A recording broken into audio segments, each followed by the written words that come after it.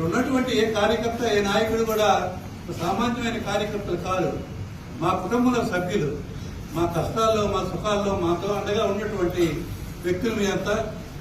మరి ఇది నా పట్ల మీరు ఎంత ప్రేమ చూపారో అదే ప్రేమతో చైతన్యం కూడా మీరు కంటిన్యూ చేస్తున్నారు. చాలా సంతోషం.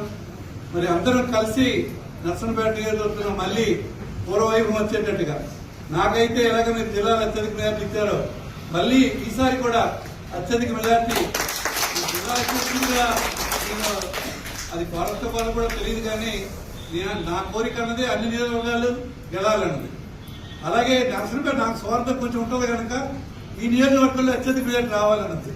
ఈ రెండు కూడా నెరవేరేదానికి ప్రతి ఒక్కరూ అంకిత భావంతో పనిచేయాలని కోరుతూ, ఖచ్చితంగా సూర్యబాబు సేవలు మీకు పూర్తిగా ఉపయోగపడతాయి. అతను అనుభవమైనటువంటి రాజకీయవేత్త. మరి ఈవేళ నిన్న రాజకీయం కాదు. అందువల్ల దవడే గారు ఆ రోజు శ్రీకాకుళంలో మొట్టమొదటిసారిగా కాంగ్రెస్ పార్టీ నుంచి వైఎస్ఆర్